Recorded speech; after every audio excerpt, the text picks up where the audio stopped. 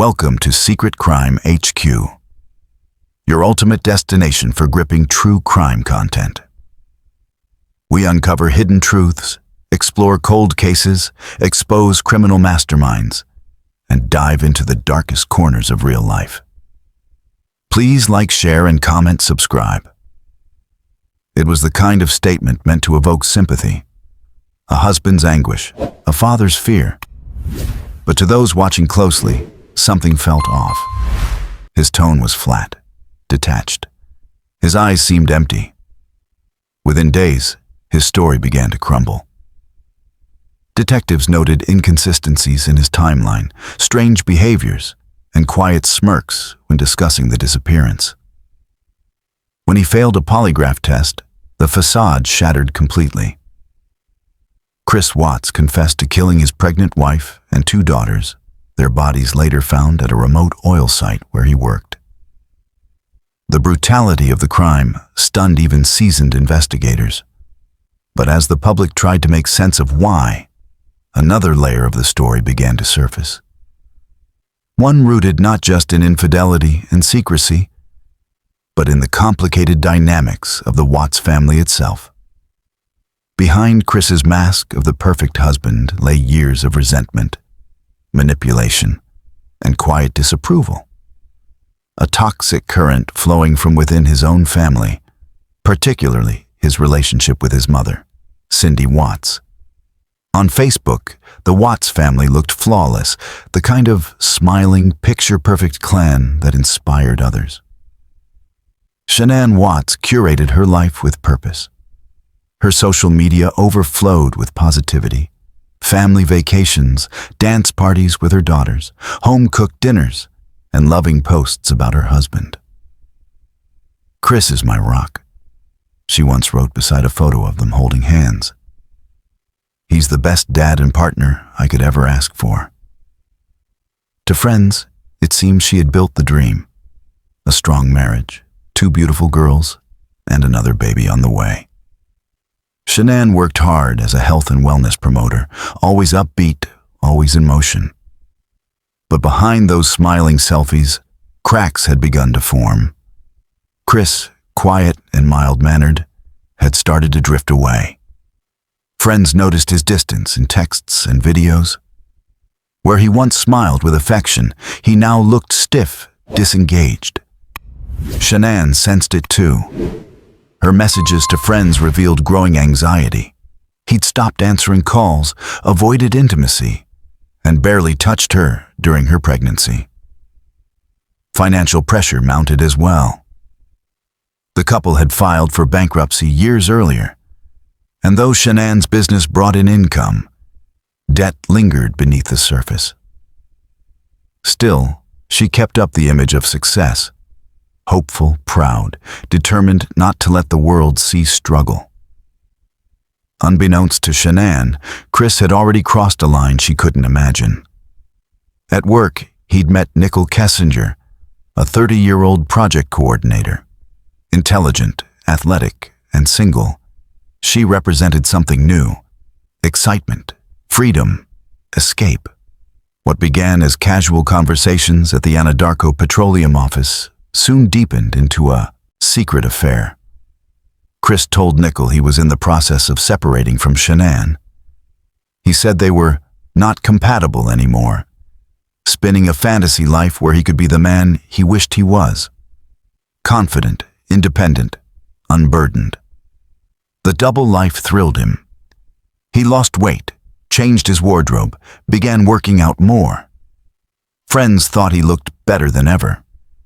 Shanann saw the changes too, but where she saw hope, a husband getting healthier for their growing family, he saw opportunity to start over. In public, he smiled for family photos. In private, he texted Nicole about their future together. The illusion of the perfect family was cracking, and soon it would shatter completely. For all of Shanann's efforts to build harmony, one relationship always hovered in tension. The one between her and her mother-in-law, Cindy Watts. From the beginning, they struggled to understand each other. Shanann was outspoken, confident, and protective of her family. Cindy, reserved yet stubborn, viewed her son's wife as controlling and overly assertive. The two women clashed over parenting, boundaries, and even personality. To outsiders, it was typical family friction. But behind closed doors, the divide ran deep. Cindy had her own vision of who Chris should have married. Someone quieter, someone who wouldn't tell him what to do. She often complained that Shanann was too bossy, that she made all the decisions and treated Chris like a child. To Shanann, those remarks felt like daggers, subtle attempts to undermine her role as wife and mother. Then came the breaking point, what Shanann would later call Nutgate. During a summer visit to North Carolina in 2018, Cindy offered ice cream containing nuts to their daughter, Celeste, despite knowing the little girl had a severe nut allergy. Shanann exploded in panic and anger. To her, it wasn't just a mistake. It was recklessness that could have killed her child. Chris tried to smooth things over, but Shanann was done. She sent heated texts, accusing Cindy of endangering Celeste and refusing to take responsibility. Cindy, in turn, felt attacked and humiliated. After that, Shanann drew a firm line. She limited contact between her children and Chris's parents. When the Watts family planned a visit to Colorado for the girls' birthdays, Shanann made it clear Cindy and her husband, Ronnie, weren't welcome. It was a line Chris couldn't emotionally handle. He loved his parents, yet he knew siding with them meant betraying Shanann. Torn between two women, one who raised him, one who built a life with him, he retreated inward, unable to confront either. Privately, resentment began to fester. Shanann's firmness, once a source of stability, started to feel suffocating to him. And his mother's voice, her doubts, her criticisms, her insistence that he was being controlled, became louder in his mind. To Cindy, her son was being taken away. To Shanann, she was simply protecting her family. And to Chris, caught in the middle, the pressure built in silence, until it began to twist into something darker. By the summer of 2018, something inside Chris Watts had shifted. Slowly, quietly, but unmistakably. It began when he met Nicole Kessinger, a project coordinator at the oil company where he worked. She was intelligent, outdoorsy, and independent, everything that seemed to contrast the life he had at home. To Nicole, Chris appeared soft-spoken, kind, and attentive. He told her he was in the final stages of a separation, that he and his wife were living apart. In truth, Shanann was still very much in love with her husband. She was pregnant with their third child, a baby boy they planned to name Nico. But as Chris's secret relationship deepened, his demeanor toward Shanann grew colder. He stopped returning her affectionate texts. He pulled away during phone calls. When she asked what was wrong, he simply said he was tired. Those who saw him noticed his transformation, physically and emotionally. He started working out intensely, dropped significant weight, and began wearing new clothes, cologne, and tighter shirts. At first, Shanann was thrilled. She praised him online, saying how proud she was of his progress. But in private, she told friends she felt something was off. "He's not the same person," she texted a friend. "It's like he's somewhere else." And in many ways, he was. With Nicole, Chris felt alive, unburdened. She represented the version of himself he wished he could be. Confident, desirable, free from the responsibilities that had once defined him. The more time he spent with her, the more distant his home life felt. In his mind, two versions of reality began to form. One built around family, obligation, and expectation. The other around passion, secrecy, and escape. But that split wasn't just about an affair. It was the culmination of years of internal pressure. His passivity, his inability to stand up to conflict, and the echo of his mother's long-standing disapproval of Shanann. Cindy Watts's voice lingered in the background, even across states. She had told Chris repeatedly that Shanann was too controlling, that he needed to find himself again. To a man who had spent his life avoiding confrontation, those words became permission, justification for the resentment he was too timid to express. He began rewriting the story in his mind. Shanann wasn't his partner. She was his oppressor. He wasn't betraying his family. He was breaking free. The transformation was subtle, but profound. Friends described him as emotionless, detached, like a man performing a role he no longer believed in. Shanann, desperate to save their marriage, planned a final getaway to talk things through. She believed love could still fix it. Chris had already made up his mind. In early August 2018, Shanann Watts boarded a flight to Arizona for a work trip. It was meant to be a productive few days. Team meetings, presentations, a bit of networking. But she couldn't shake a growing unease. Her husband had grown distant, almost hollow. From her hotel room, she texted friends in frustration and fear.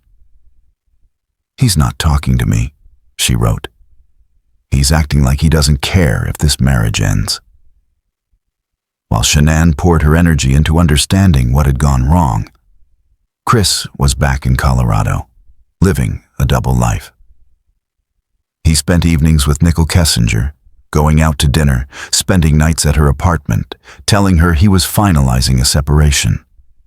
With her, he was affectionate and talkative. With Shanann, he barely responded. Each unanswered text deepened Shanann's anxiety. She confided in a close friend. "Something's seriously wrong. He's changed completely." Meanwhile, the tension between Chris's two worlds was intensifying. His mother, Cindy Watts, had never hidden her resentment toward Shanann. In private calls, she reportedly told Chris that his wife was too bossy, that he needed to stand up for himself, that he'd be better off making his own choices. To anyone else, those words might have seemed harmless, the complaints of an opinionated mother. But to Chris, whose resentment toward Shanann had been quietly hardening for months, they became fuel. They gave him something to cling to. The idea that his unhappiness wasn't his fault, that he'd been trapped by someone else's control. As Shanann prepared to return home from her trip, she held out hope that their upcoming conversation could save their marriage. She told friends she planned to be calm, to talk things through, to remind Chris of the life they'd built. On the night of August 12th, she texted him one last time from the airport. "I love you. Please don't give up on us." There was no reply. At 1:48 a.m. on August 13th, a friend dropped her off at the Watts home.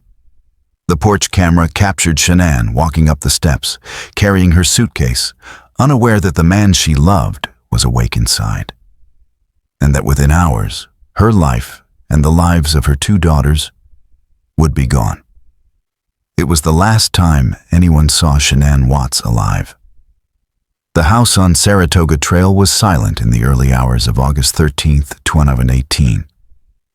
Outside, the subdivision slept under the thin hum of streetlights. Inside, the final unraveling of the Watts family was underway. According to investigators, Chris and Shanann argued in their bedroom sometime after she returned from her work trip.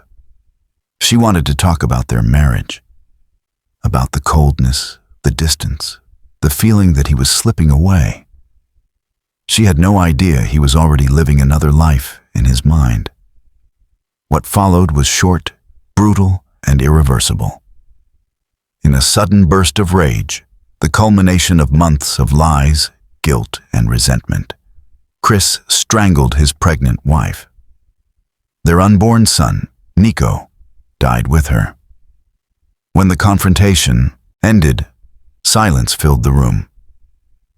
The illusion of the perfect husband was gone. But Chris's darkness didn't stop there. Moving through the quiet house, he turned toward his daughter's bedrooms.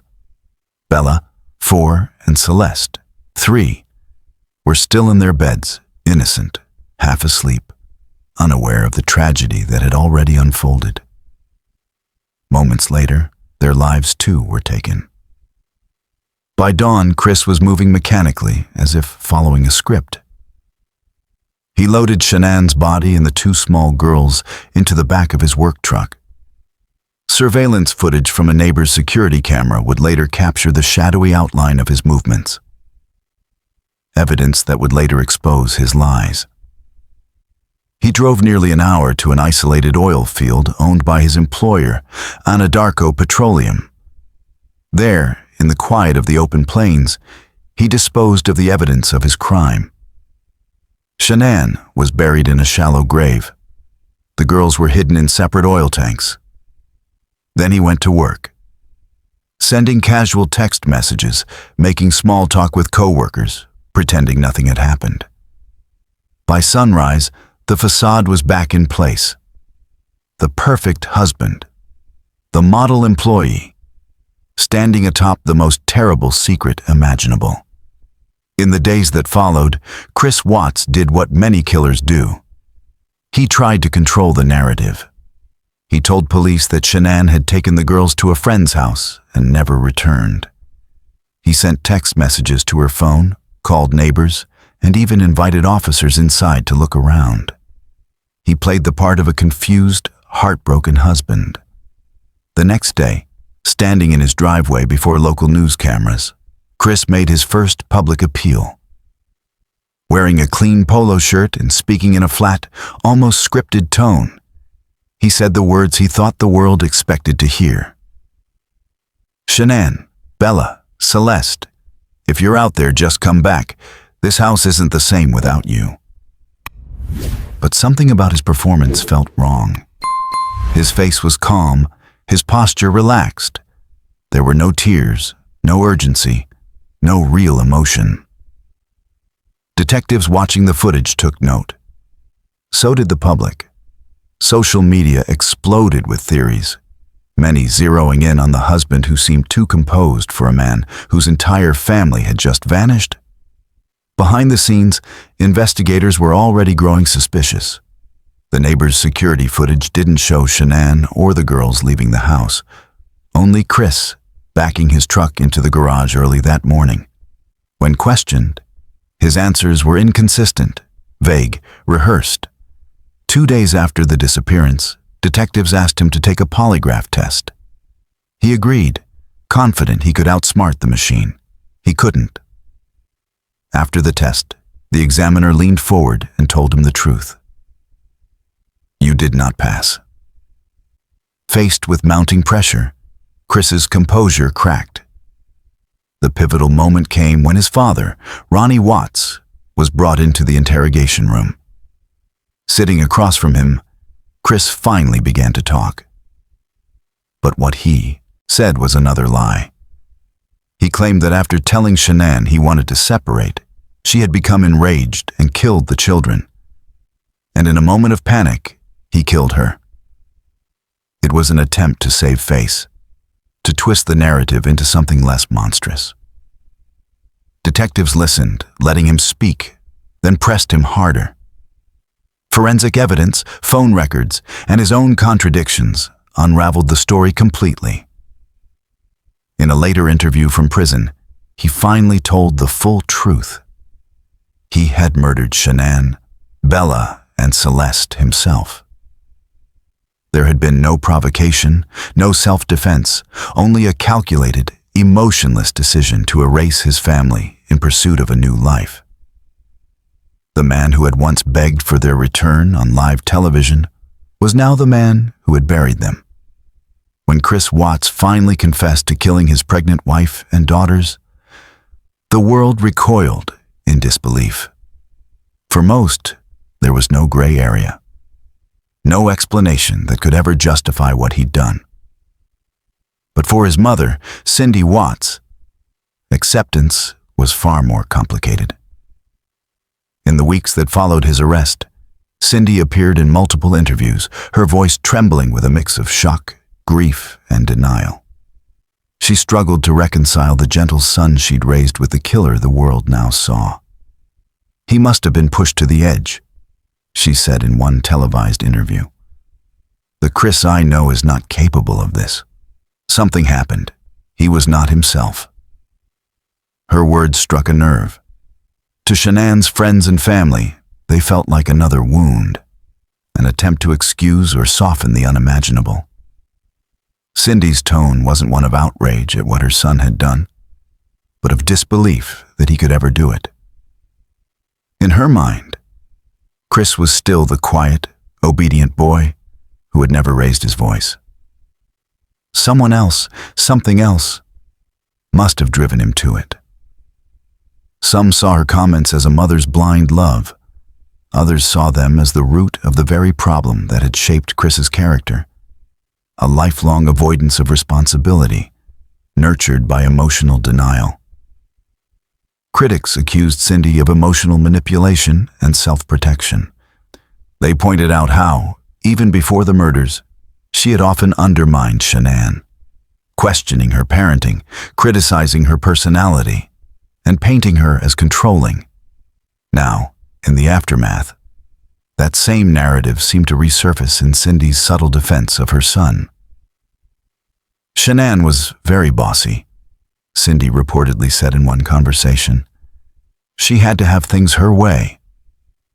For many, those words confirmed what Shanann's friends had long suspected, that Cindy had never fully accepted her daughter-in-law, and that her quiet hostility had fueled Chris's growing resentment. The backlash was swift and unforgiving. Online forums and social media lit up with outrage. Viewers accused Cindy of lacking empathy for the real victims: Shanann, Bella, Celeste, and unborn baby Nico. While some sympathized with a mother grappling with the horror of her son's actions, most saw her interviews as part of a painful pattern, a refusal to face the truth, even when it was undeniable. In the public eye, Cindy Watts became a tragic but divisive figure, a mother torn between love and denial, caught in the fallout of a crime that destroyed not just a family, but the illusion that love alone could explain forgiveness. In court, prosecutors described the murders of Shanann, Bella, and Celeste Watts as the ultimate act of selfishness, a combination of lust, control, and deep-seated resentment. They said Chris Watts wanted what so many of his co-workers had: freedom, a clean slate, a life without responsibility or confrontation. To him, that life had a name: Nickel Kessinger. With Nickel, Chris could be someone new. She saw him as independent, fit, and confident, not the quiet man living under his wife's strong personality or his mother's scrutiny. In her, he saw escape from a reality he'd grown to resent. But it wasn't only lust that drove him. It was cowardice, a lifelong pattern of avoiding emotional conflict. He didn't argue, he withdrew. He didn't express frustration, he buried it. Years of silence had turned inward, fermenting into quiet bitterness. Prosecutors argued that this inability to face conflict, to tell Shanann he wanted to leave, to admit his affair, to take responsibility for his unhappiness, eventually matured into catastrophic violence. Instead of confronting his life, Chris tried to erase it. Yet behind that fatal decision, there was another thread running through his psychology: his mother's long-standing disapproval of Shanann.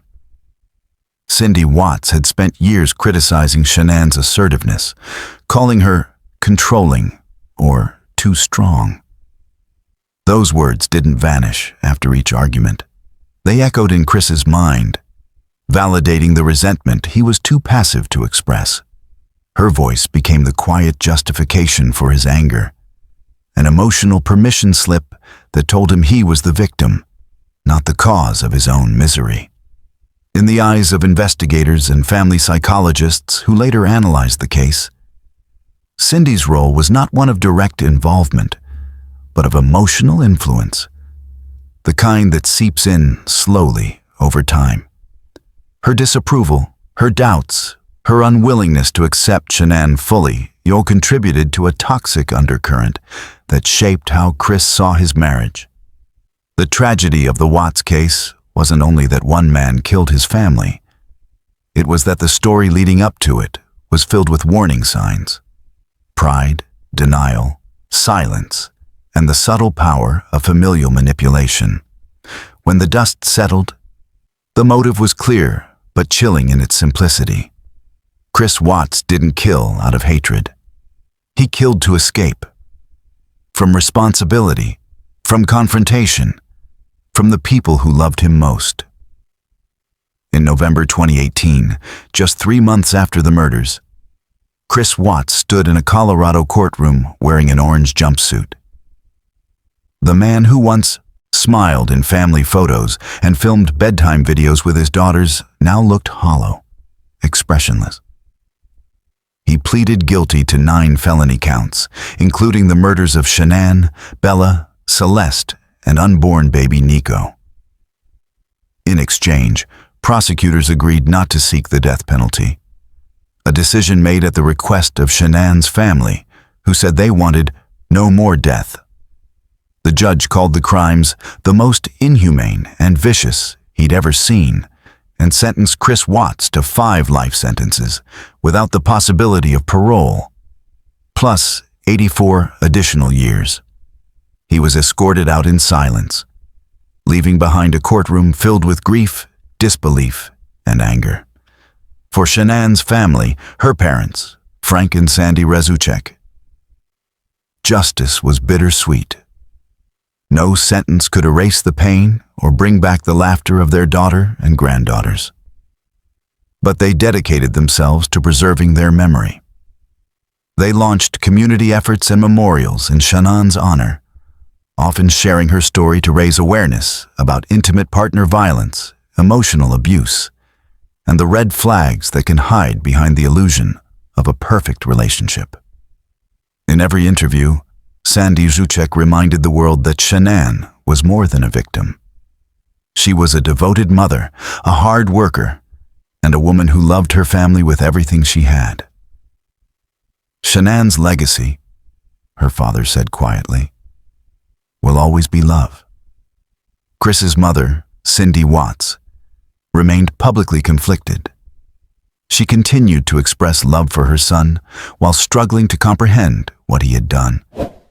Yet, in interviews, her words still carried traces of the same denial that had once fueled the divide between the families.